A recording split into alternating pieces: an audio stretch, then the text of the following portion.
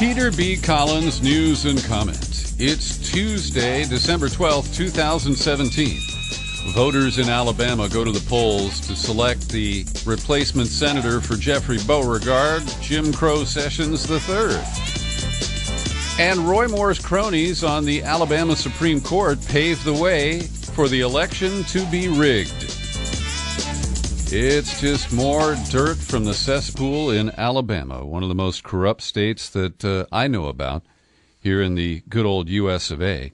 And in the final hours of campaigning, Roy Moore's wife managed to offend even more people.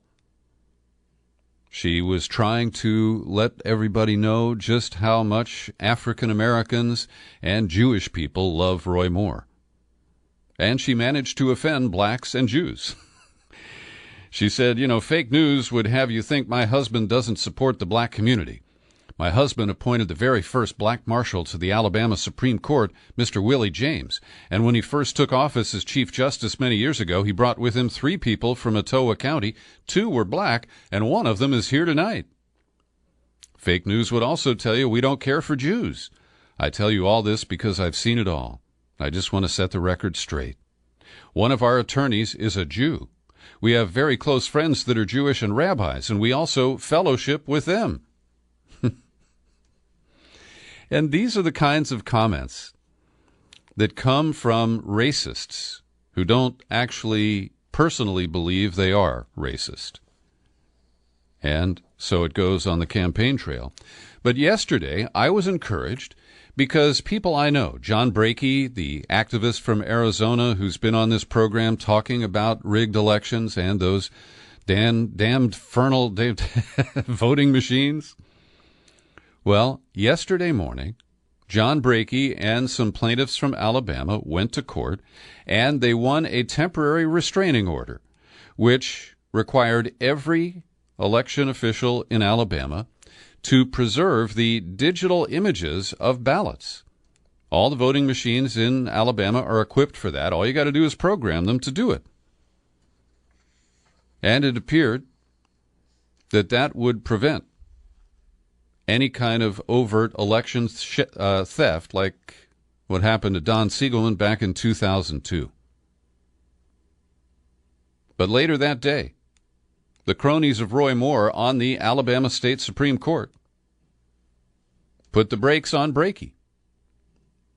And they essentially countermanded the temporary restraining order.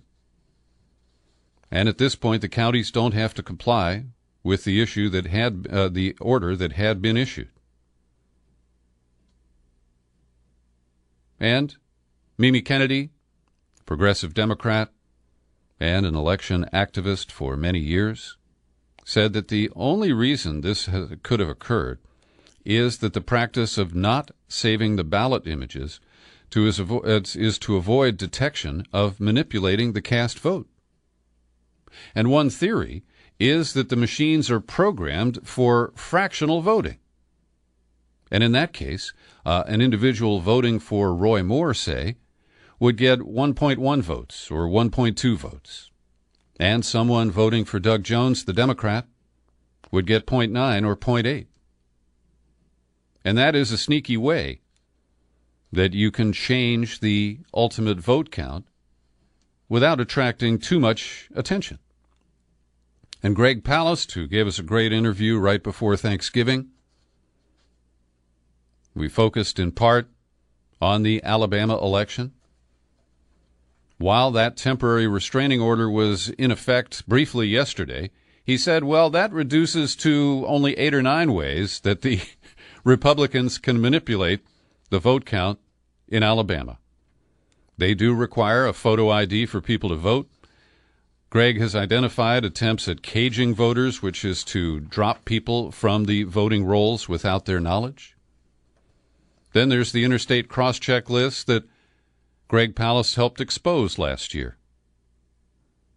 And he points out that a state senator from Selma, Alabama, named Hank Sanders, is one of the people whose name was removed from the voting rolls in Alabama because of cross-check. So that is a factor Then there is spoiling, which is the practice of people, not voting down ballot. Now, this is a special election, so I'm not really sure how that would impact here. At any rate, we know that this is going to be a very close election. The way I describe it, it's within the margin of graft, and the graft is enabled. Will it be necessary? Well, if the 2002 theft of Don Siegelman's gubernatorial election is any indication, look for a quiet period between midnight and, say, 3 a.m., when no new vote tallies are announced, and then, boom, the shift required to anoint Roy Moore could be put in place. So we'll see. I'd love to be surprised tomorrow, even this evening, to learn that Doug Jones has overcome all of these odds. And, of course, it would shift the balance in the Senate so that the Republicans have a single senator margin, 51 to 49. It's actually 2, depending on how you rank the independents. But it does change the chemistry there. And I believe that this new senator could be sworn in as early as this week and could vote on the amendments to the tax bill, the conference committee that will do its work, and then both houses have to approve it. So this could be pivotal if Doug Jones pulls it off. But I, for one, am not counting on it. Interesting op-ed by Zephyr Teachout, Fordham Law professor, progressive activist. She's been a candidate in New York State. I think she ran against Governor Cuomo last time. And her op-ed reads, "I'm not convinced Franken should quit." And she pays tribute to the Me Too women. And she respects them, believes they must be heard.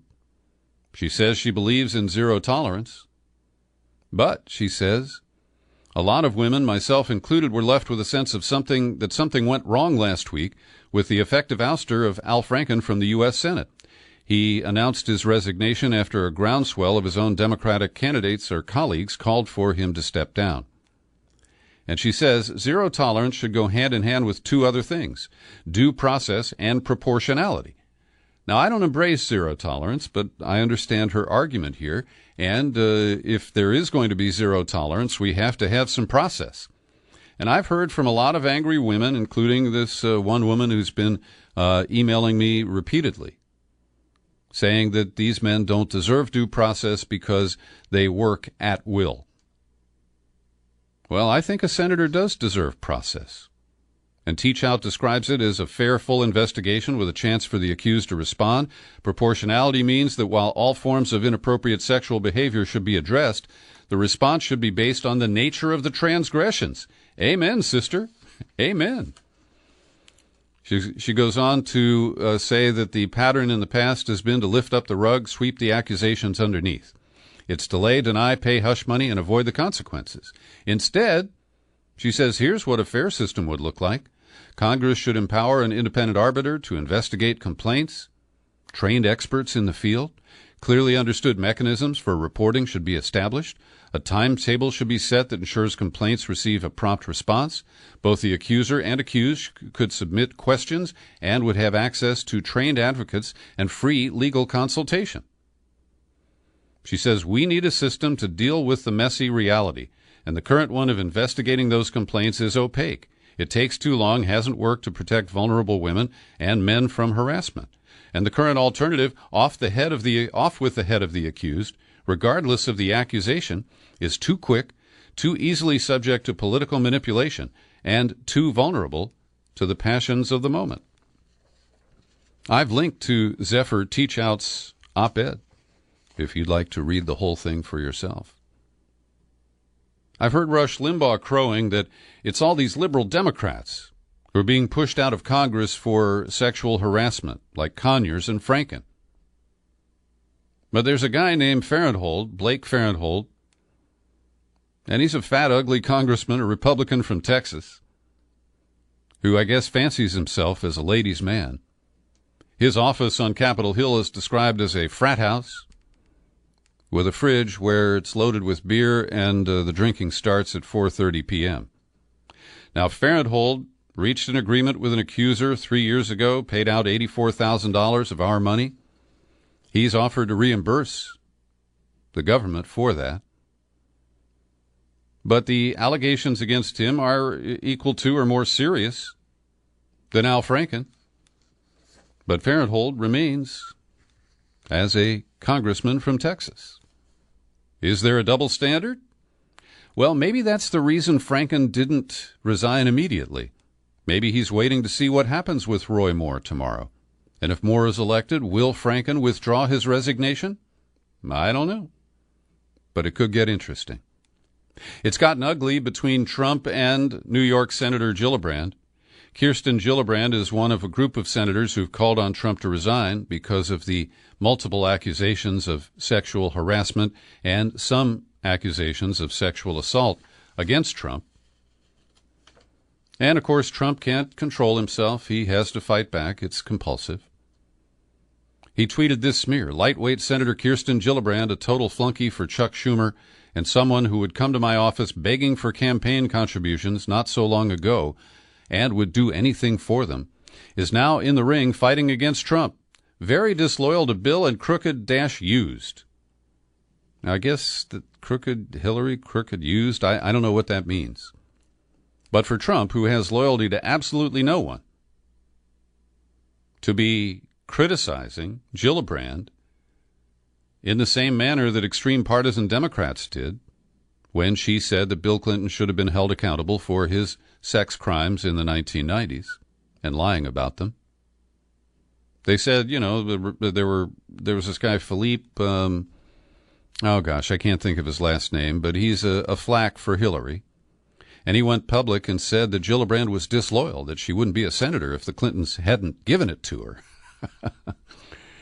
And so Trump will adopt any point of view to attack somebody if he feels that it will damage them. And so for him to claim that Gillibrand is insufficiently loyal to Bill and Hillary, that's just garbage. So Gillibrand responds, it was a sexist smear attempting to silence my voice, and I will not be silenced on this issue.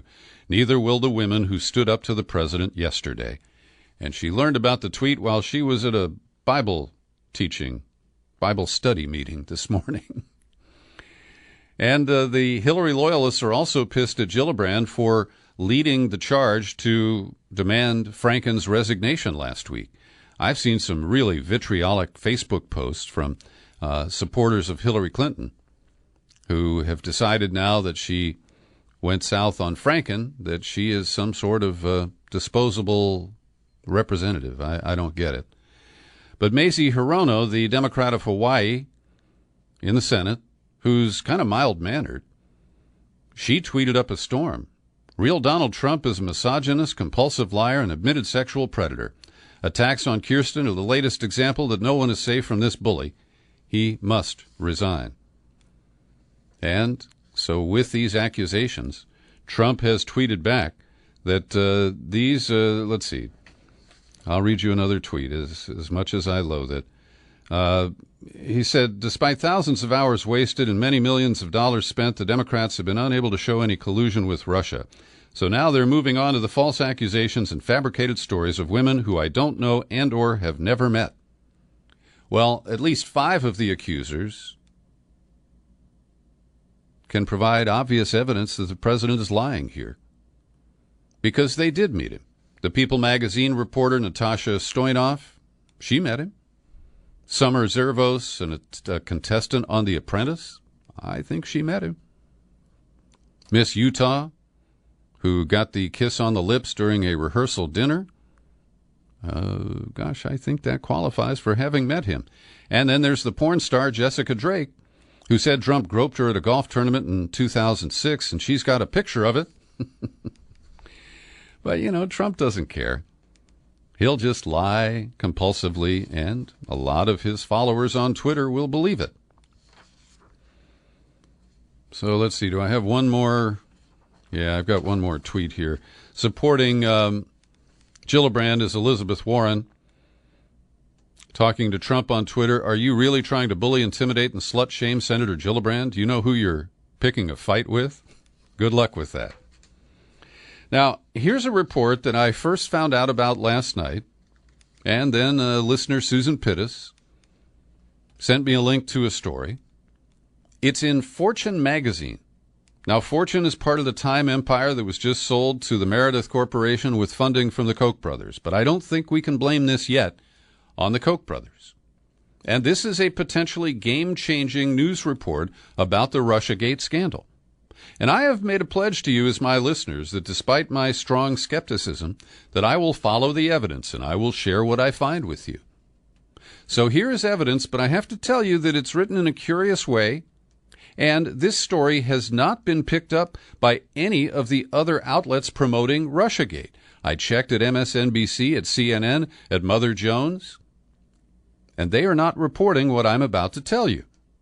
A Russian hacker has confessed in court to being hired by Russian state intelligence to hack and this is verbatim, the Democratic National Congress computer systems in 2016.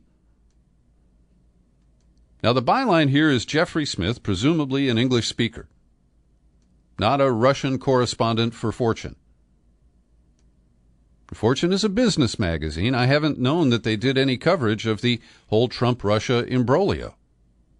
But to refer to the Democratic National Committee as the Democratic National Congress is a minor error that says, what, does this guy know what he's talking about? The article continues. Russian website The Bell, known for a generally critical stance toward Putin and the corruption under his rule, reported Monday that Konstantin Kozlovsky had testified to carrying out attacks at the request of state intelligence organs, notably the FSB. The testimony is potentially explosive, as it is a first-hand account of Russian interference in the 2016 presidential election that directly contradicts Putin's denials of any involvement. Trump has indicated, after a recent meeting at the Asia-Pacific Summit, that he believed Putin's account rather than reports of U.S. intelligence agencies that came to the opposite conclusion. Kozlovsky had been arrested earlier this year as part of a sweep by Russian authorities into a group of hackers who had stolen over $50 million from Russian bank accounts since the start of 2016 using the so-called Lurk virus. His testimony came from an August 15th court hearing on whether to extend his pretrial detention. The website cited Kozlovsky's own Facebook page for the written transcript and also an audio recording of the hearing posted on SoundCloud, but Fortune hasn't verified either one independently. Now, they're admitting this is a flimsy story. It's based on The Bell, a Russian website I've never heard of. And I want to concede that this could be true. Kozlovsky said he reported to Dmitry Dokuchayev, a major general in the FSB since 2008. Dokuchayev had instructed him to attack the DNC's servers for the purpose of manipulating the U.S. electoral process. Dokuchayev himself is now in prison on charges of treason, accused of passing similar information to U.S. intelligence agencies, and it is suggested that he was a major source behind last January 6th intelligence assessment about Russian interference in the election. So I'm linking to this Fortune story. I want to be transparent here. I'm really shocked that the media outlets that have been promoting Trump-Russia are silent on this. Maybe they're still recovering from the first-degree burns they imposed on themselves last Friday with the false report that Donnie Jr. had received this email with special links to Hillary emails from WikiLeaks, and it wasn't true. The date gave it away. So this is, if it pans out, the first evidence that supports, the first public evidence that supports the claims that I've been skeptical of. And I'll continue to follow that and keep you posted. Now, when I looked at Mother Jones, which has been promoting the Russiagate narrative quite aggressively, nothing there about this, but they claim in a story published yesterday that Russian propagandists are pushing for Roy Moore to win, and that the Twitter bots have been furiously tweeting to damage the accusers of Roy Moore, to claim that that is a political witch hunt. The claim is that the accounts are pushing out 20 to 25,000 tweets every day, and that this is a continuation of the Putin strategy of exploiting social media and the bitterly charged political atmosphere in America. One expert quoted here says supporting more is another means to help Trump while stoking chaos in the U.S. at the same time. And this is how comical this gets, okay? In an interview with The Guardian over the summer, Roy Moore praised Putin's opposition to same-sex marriage. And this is characterized by Mother Jones as expressing a personal affinity for Putin. They share the same hate, the same fear of the gay. And somehow that makes them bedfellows? I'm sorry. This stuff is so preposterous. A couple more on Trump-Russia. Max Boot, you remember him? Stalwart Republican. During the George W. Bush era, he was promoting every regime change target, of course, including Iraq. Max Boot, part of the Project for a New American Century. But Max Boot is now a sharp critic of Putin, and he wants him out. And he co-authored an op-ed at The Guardian today saying that the walls are closing in on Trump. The closer that Special Counsel Mueller gets to Trump, the likelier it is that Trump will try to act to end his investigation. Now, this has been a big talking point on the right. And they alternate between demanding that Mueller be forced out because of various claims about his lack of impartiality. And then they say, wow, when's Trump going to fire Mueller? And so I take the position that Trump could attempt to fire Mueller. I think Mueller is pretty savvy, and he has taken steps to make sure that the investigation would continue, that people like Mike Flynn couldn't just be given a federal pardon to wiggle out of all this. But I think it's really amusing that Max Boot is this fiery critic of Trump. Interesting article at Vice News today saying that the U.S. sanctions that have been imposed since the Ukraine grab, that's what Obama called it, and the election meddling, when Obama imposed additional sanctions, are actually helping Putin and his oligarch buddies. And they focus on one, Oleg Tinkov, a billionaire who got rich brewing beer before he turned to banking. And his net worth has improved from $1.4 billion to $2.1 billion under sanctions. And one of the issues that damaged the Russian economy and that hurt the oligarchs was, of course, the crash in world oil prices going back to 2011 or 2012. And despite the oil price and the sanctions, most of the oligarchs are doing just fine and dandy under the sanctions. Every day I like to pause for a second and thank the people who support my work here at the Peter B. Collins Podcast with your subscriptions. Let's see here. Tracy Williams, Susan Vian just renewed her annual subscription. Thank you, Susan. I really appreciate that. Here's Paul Lacombe, and let's not forget Paul Elsesser, who delivers a check on the first of every month to my post office box. And I'm going to mention the P.O. Box in case you want to correspond with me or send a contribution to support the podcast. My new P.O. Box is Box 150-660, San Rafael, California, 94915. That's Box 150-660, San Rafael, California, 94915. And I'd love it if you join the ranks and take out a new subscription, and today would be soon enough. Jerry Frescia, one of our favorite listeners and subscribers who's hunkered down in northern Italy, he says, Peter, I always enjoy your solid stance vis-a-vis Russiagate. Nice to tune into sanity. But here's my fear. As this whole thing keeps snowballing, there's the possibility that the mainstream media will be proven to be fake news, at least on the hacking. It is really uncomfortable to be on the Trump side of this, sort of. Amen, Jerry. It's very uncomfortable for me. This is what liberals, pro-Clinton-Obama, need to realize, namely that their unreflective support of CIA manipulation of the hacking story just might, in the end, push the nation closer to a kind of neo-fascism. I agree, Jerry. So Putin's on a victory lap. He made his first trip to Syria in a couple of years, and sat at a table with Bashar al-Assad, announced that he's declaring victory over the Islamic State and withdrawing some of the military assets of Russia. There's no question that Russia changed the whole scope and the chemistry of the civil war in Syria, and that this is another one of the big failures of Barack Obama. I'm also loath to credit Donald Trump for anything. We've never heard a detail about his secret plan to defeat the Islamic State, and I think Russia did a whole lot more than the United States did in that regard. Putin also dropped into Cairo to meet the military dictator al-Sisi, who just extended some military base access to Russia. And that's really got the U.S. Pentagon in a dither. So Putin has been on a kind of victory tour. Netanyahu, the Prime Minister of Israel, went to Brussels for the first time in 22 years for an Israeli Prime Minister to visit the European Union.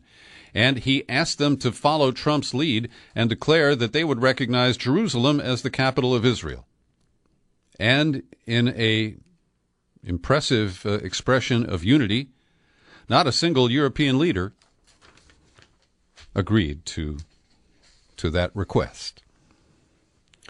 We're learning more about Akayed Ullah, the man accused of trying to kill himself and others with a pipe bomb at the Port Authority bus station, terminal, subway station complex in New York during Monday morning rush hour yesterday. He was praying at a mosque in Brooklyn, was considered unremarkable. A neighbor who had, actually a cab driver who had prayed with him at the mosque, said he was a good guy. Can't believe he would do anything like this. And notably, we so far have not heard of any role for a paid FBI informant in this particular case. However, there's a trial underway right now in Washington, D.C., of a 37-year-old Alexandria, Virginia man who was a D.C. Metro Transit Police officer. His name is Nick Young, and it appears that Nick is anti-Semitic. But that doesn't excuse whatever the federal government decided to do, because they spent 2 years with a paid informant on Nick Young, and his defense attorney, Linda Moreno, said that the prosecutors are focusing on anti-Semitism to distract from the way the FBI entrapped Young into committing a crime. She said, "Nothing in this case is what it seems like on the surface. This is the first cop in the country arrested on terrorism charges." And the lawyer argued that there's no crime except one invented by the FBI and pushed on Young during a 2-year-long sting operation that followed 4 years of surveillance.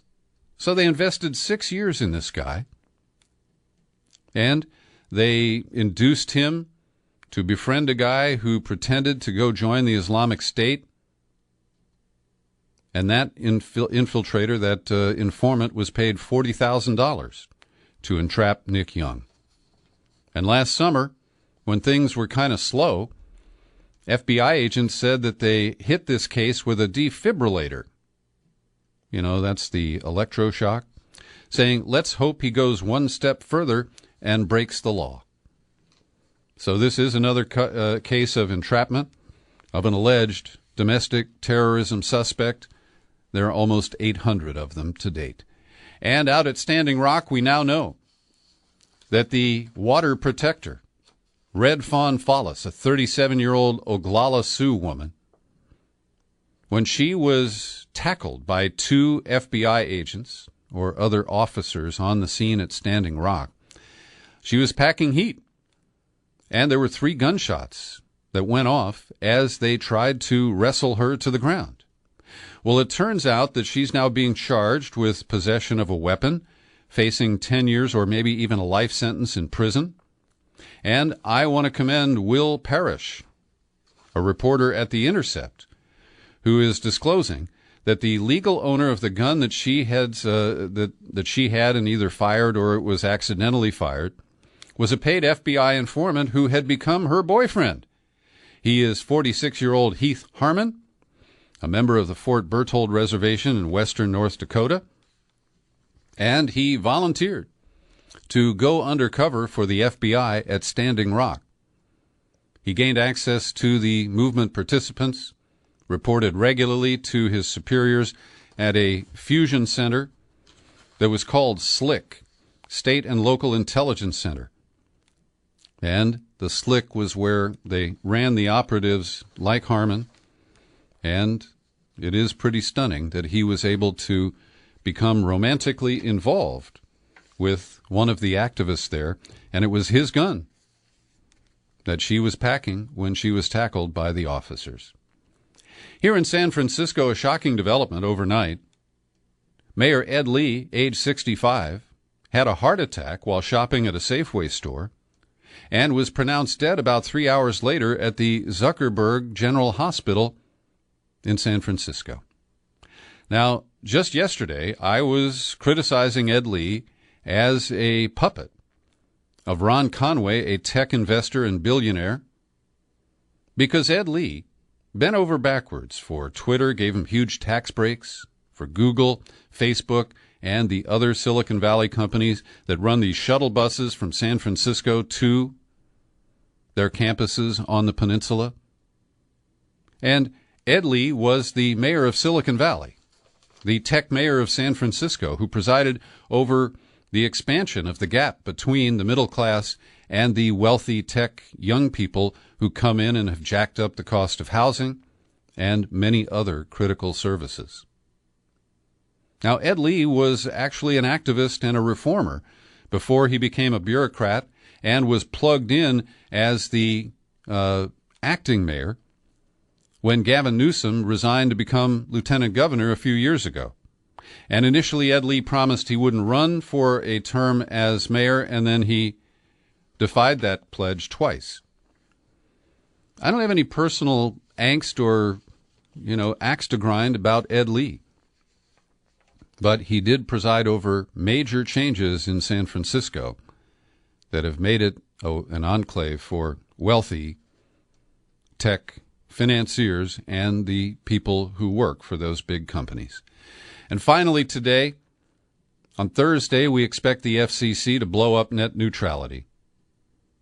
You can tweet, you can call, you can go on social media. I believe the die is cast and not much is going to change. But Ajit Pai, Trump's FCC chair, tried to shift the conversation about net neutrality while guesting on Tucker Carlson's Fox News show. And he made the claim that the content providers like Facebook, Google, and Twitter have restrictive policies about conservative and pro-Trump messaging and content. And he wants to put an end to that. Now, first of all, that is not under the purview of the FCC chair. But secondly, there's a more critical issue about Google and these other outlets censoring independent media like the World Socialist website, like Consortium News, possibly the Peter B. Collins podcast, I don't know. But that's the real issue. In cracking down on so-called fake news, we're seeing that progressive voices are the ones who are being not completely silenced, but just the volume is being turned down in a very critical way. Anybody want to try to get the message to Ajit Pai? I think he needs to hear that. Thanks for joining me today for my News and Comment podcast. We do it daily, we give it away free, and we post it on YouTube when all the algorithms comply. I'm Peter B. Happy trails to you until we meet again. Happy trails to you. Keep smiling.